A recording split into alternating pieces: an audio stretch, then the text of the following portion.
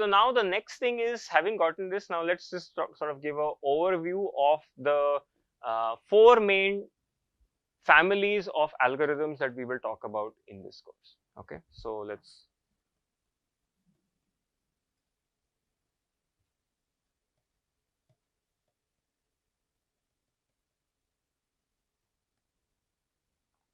okay. The basic philosophy always is, you know, start from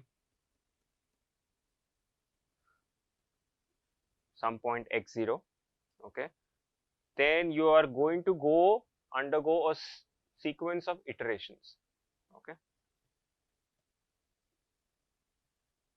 So let's call this iterations. Very, very rarely would you have a case where you go from start to the solution in one shot, okay. That happened in high school problems, not in real life engineering, okay. And hopefully you'll end up at the solution x star, okay. Now what distinguishes all of these algorithms is how you go from xk to x of k plus 1. That's where all the details differ, okay. And as I've mentioned to you, there are 2 families over here. One is called line search and the other is called trust region, okay, broadly. So our overall optimization of going from x0 to x star, when I talk about the real nuts and bolts, what is it? Going from xk to xk plus 1, right? So if I write it like this, supposing this is my xk, I'm standing over here, here is xk plus 1, right?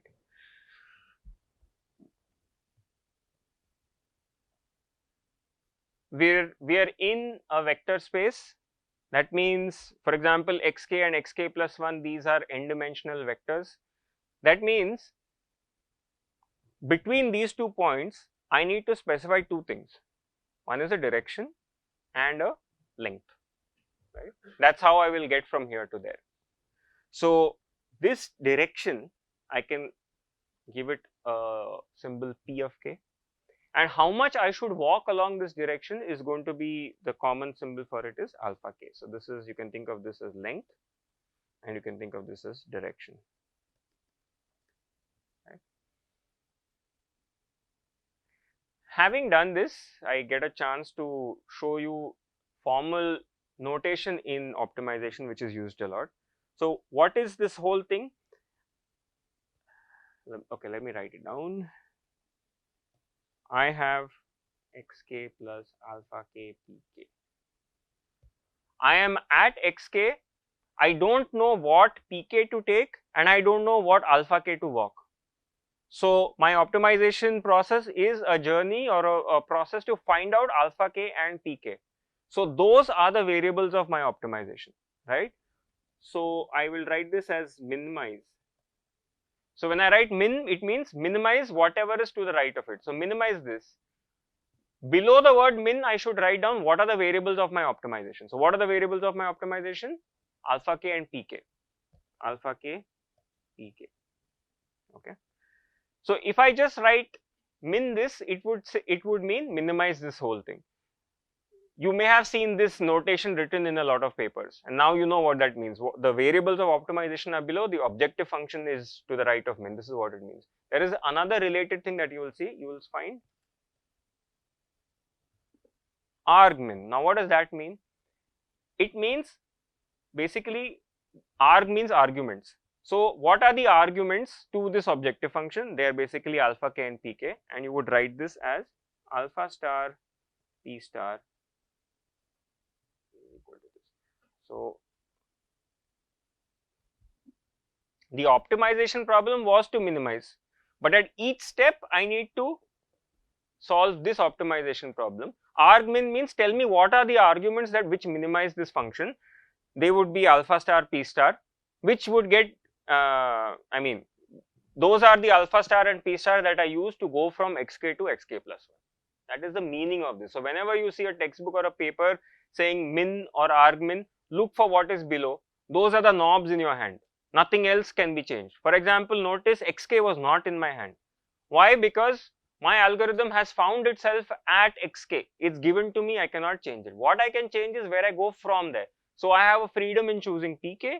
I have a freedom in figuring out how much to walk along that. And my first order, second order theorems are going to help me figure out these directions and distances. Okay, so that's the name of the game. Okay. So so we'll start by talking about line search algorithms because they are the most popular algorithms. In fact, what everyone loves these days, machine learning, takes one of those members of that family. Okay, so line search algorithms.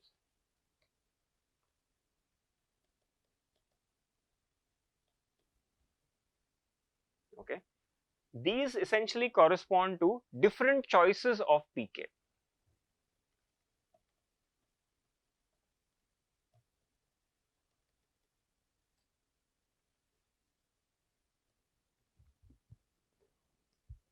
The first and the simplest is the steepest descent or gradient descent. The two mean the same thing.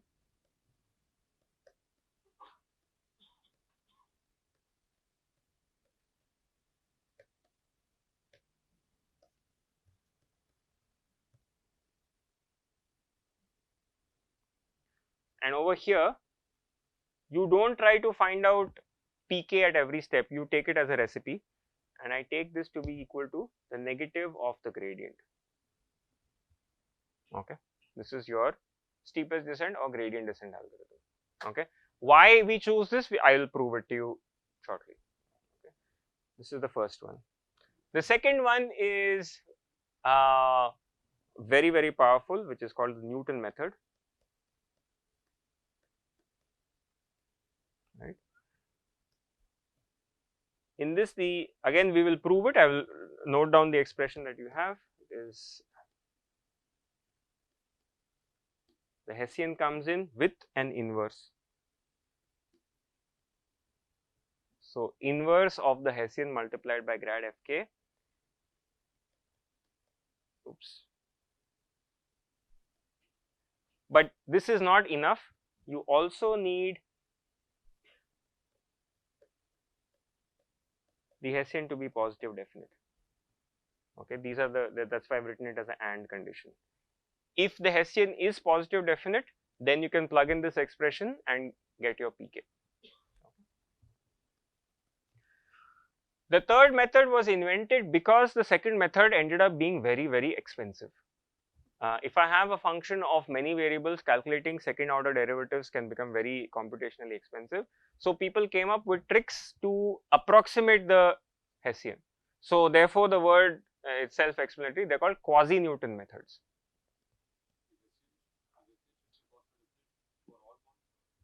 For all points where you're running the iteration.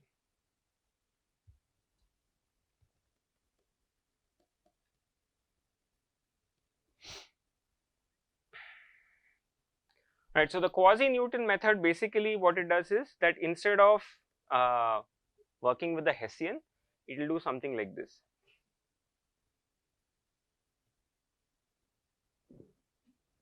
Okay, so what is this bk? Bk is essentially a cheaper approximation of the Hessian inverse.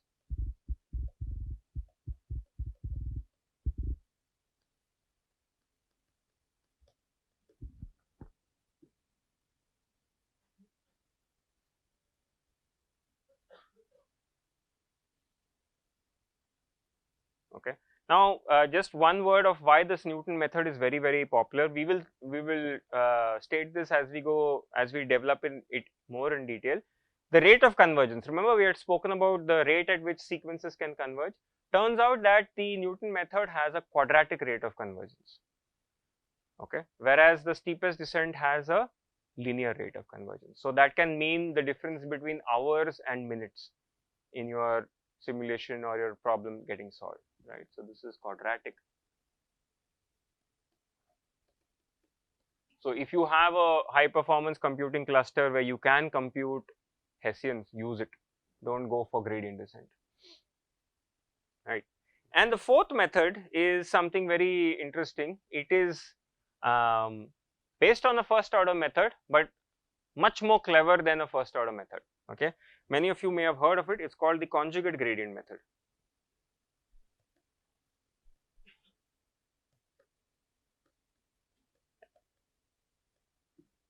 We will spend a fair amount of time on this conjugate gradient method as well. Here the cleverness comes from how I choose my pk.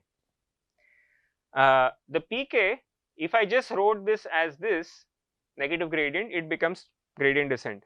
What is clever is that it doesn't take just this, it modifies it from the previous direction it had been in. So it writes it as a linear combination of the negative gradient and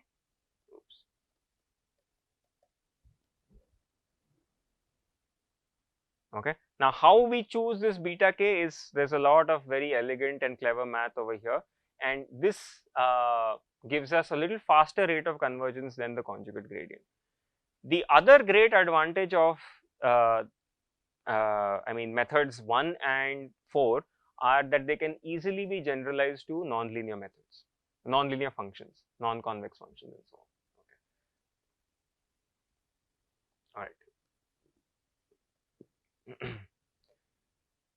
Right. Any questions so far? Okay. Now, we've mentioned everywhere different choices of pk, right?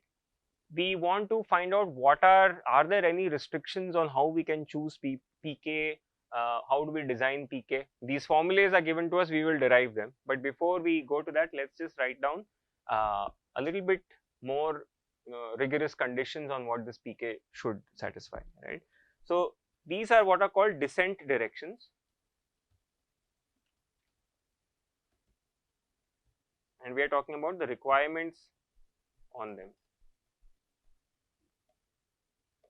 Descent is clear because if I'm at some point I want to minimize it, I need to go in a direction where where there is a descent of the function value happening, so they are called descent directions. Okay. The first condition is that the direction of, we will prove this, the direction of steepest descent. Anyone wants to guess? Negative gradient. This is if you were in a hurry to climb down a hill, for example. Literally, take the example of a hill. If you are climbing a hill, right? So let's draw a hill. This is a hill. Let's say this is a contour of constant height, right? And you wanted to, in this case, let us say climb the hill as fast as possible. Should you go along this direction? Obviously not. If I go along this, I'm at the same height, right? Where is the rate of change of the hill height the maximum? Right? It's going to take me over here. Right? So this is as fast as I can go. Right? So this is the direction of steepest descent is negative gradient, right? What we will find out a little counterintuitively as we go further, particularly when we study the conjugate gradient method, we find out that actually going in the direction of steepest descent is not always the best of ideas. Sometimes you can get to the solution faster if you don't choose the direction of steepest descent. This is counterintuitive, but we will show it rigorously. So anyway, this is our the first condition. The second condition of for second requirement for descent direction again is intuitive. If I didn't want to go in the fastest route to the top, but I'm happy taking some route, can you make any comment based on this diagram of what should be allowed in terms of, think of angles between vectors.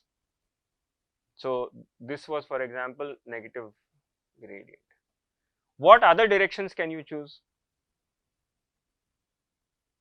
Supposing I choose to walk here. I'm going in the wrong direction. I'm not climbing the hill. So what is the angle now between minus grad f and the red arrow? It's more than 90, right? But if I were on the other hand taking any direction which is like this, it doesn't look as efficient as negative gradient, but I am going in the general direction where my function is, in this case, maximized, right? So that gives us the second condition, which is basically that, pardon me, the inner product should be, yeah, it's related to the inner product, right? So we say that a descent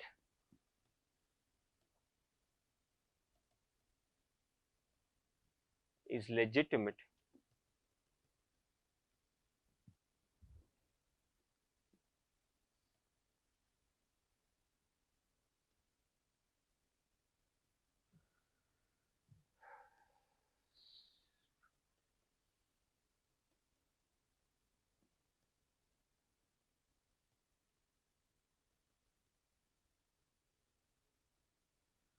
Okay, so I hope I didn't confuse you by showing you a maximization problem.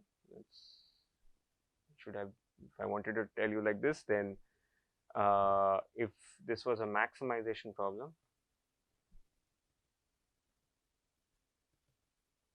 and this is a minimization problem, right? So if I'm at this point, which way is the gradient increasing? Right? If I go in this direction, the function value is increasing. If I want to decrease it, I need to go in this direction. Right? So anyway, you get the geometric intuition of the angles. We'll prove this rigorously going forward. Okay. All right. So we'll leave that for the next time to show you the proof of this. Okay. And we can pause over here and take questions over here. So let me know what is not clear, if at all. Yes. Very good question. How do we choose the initial point of our algorithm? Any guesses? Random is a strategy. Okay, so let's actually, this is worthwhile noting because it's actually a very practical problem. How to choose x0? So the first response is choose at random. That's one possibility. What else?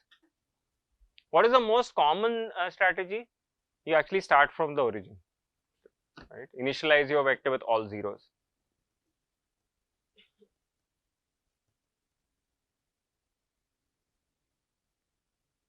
What other strategies are there? So here is the place where you get to use your intuition. You need not come up with some very rigorous thing. Sometimes intuition helps you get a good solution. So what else?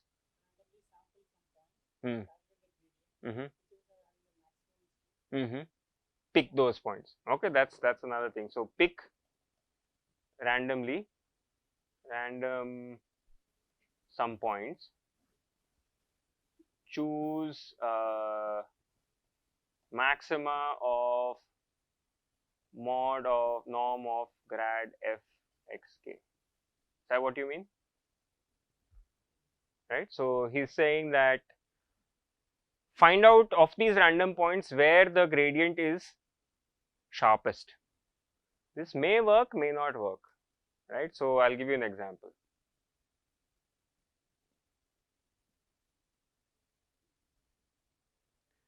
So let us say I picked my first, this is my function value, I picked my first point over here and I picked my second point over here. Now the value of the gradient is very high over here, right? The function is changing very rapidly in the first point. Here it's much more gentle, right? So what will happen if you choose this is that you will quickly arrive at the solution because the gradient is very sharp. You will quickly descend over here. Here you may make a more leisurely progress to reach this point over here, right? So it is a good strategy. Like most strategies, these strategies don't work when there are multiple local minima. There's no sort of immunity from getting stuck in a local minima. Once you reach here, you're finished. There's no way for you to get out of this valley. You would have to restart your algorithm, pick a new point and see do you get a better minima, right? So but it's a legitimate strategy. Anyone else wants to guess? What else could you do?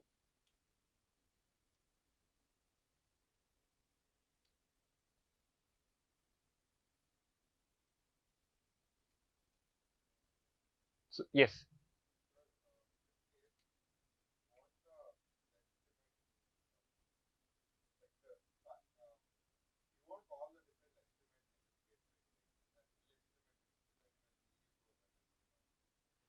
In this example, this is legitimate because I'm leading. If I at that point, if I go in this direction, the function value is decreasing locally, so that's why it's legitimate.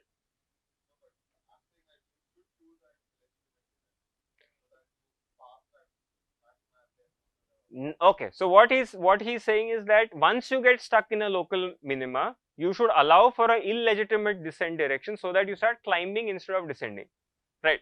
Those are more and more band-aid solutions to fix an already bad situation, and many practical algorithms do things like that.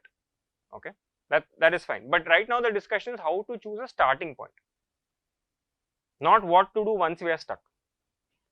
So okay, another thing that you could do, which is a very common strategy, is make a crude approximation of your problem. Okay, instead of discretizing your image into 1024 by 1024, discretize it into 64 cross 64 if your input was, for example, an image, and you get a much cheaper model. Find out the solution to this because it may take much less time, and the solution that you get from that, use that as the starting point in a more accurate model, right? So solve a simpler problem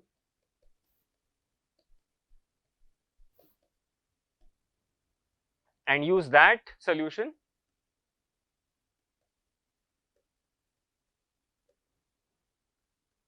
to get to x0, right?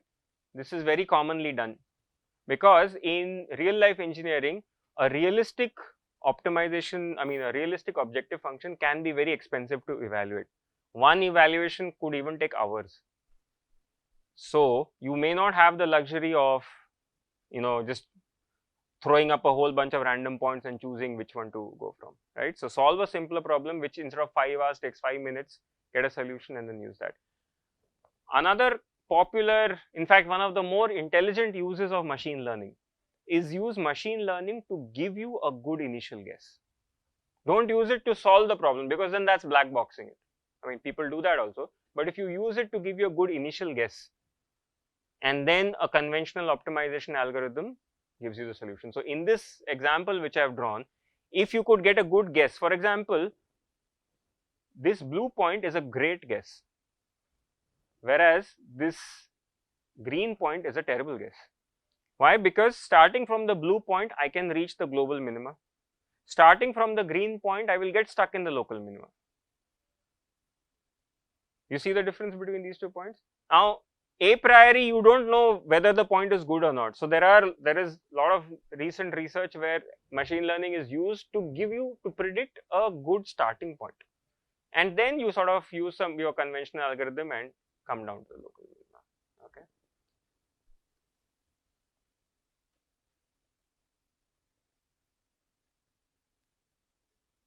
Why this is good is because you are not insisting on ML to solve the exact problem, which may be computationally very difficult. You're just saying, give me something approximately correct, and that works. And that's why I say this is a more intelligent use of ML. Good, I think we've got 5 good strategies. Any other suggestions on how to pick a starting point? Right. So question is that we never spoke about how to choose this guy, right? Alpha K. That's going to be step 2. Step 1 is pick your algorithm out of these 4, which is basically steepest descent, Newton, quasi-Newton, conjugate gradient. These gave me the direction. Next step is figure out what is the optimum length. And we're going to have an entire module on how to choose the optimum length. So you're a step ahead of us. So we need to do that next. Okay. All right. Any other questions? This was a good discussion. Okay.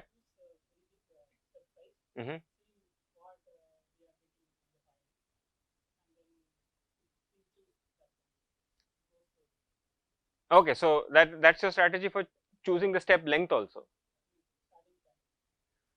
Okay, that's a variation of choose at random and do something more. Okay, that's fine. I mean, it's a variation of this. There are many variations of these possible. There's a question at the back, yeah.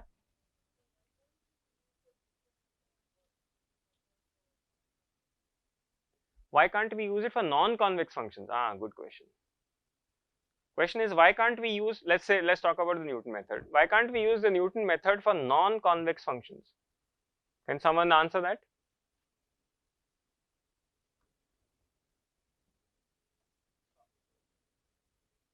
Right? For a convex function, I know that the Hessian is positive semi-definite at least. For a non-convex function, the Hessian need not be positive semi-definite. If it is not, then I fail the requirements of the Newton method, and that's why I'll not be able to use it. And we will derive this, okay? You need not take it on faith. We will derive this. It's basically just the use of the second order Taylor's theorem which will give us this condition, okay? That's why I mentioned that for non-convex functions, approaches 1 and 4, occasionally 3 may work.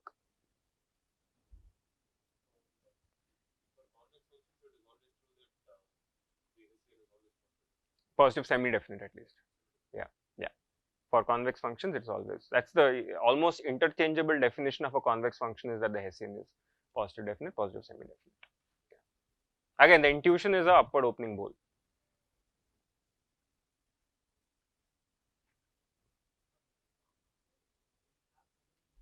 Correct. For a non-convex, we'll have many local minima. That's an open research problem. If you have a non-convex function with lots of local minima, that's basically you're asking, the question you're asking is what troubles all ML researchers day and night.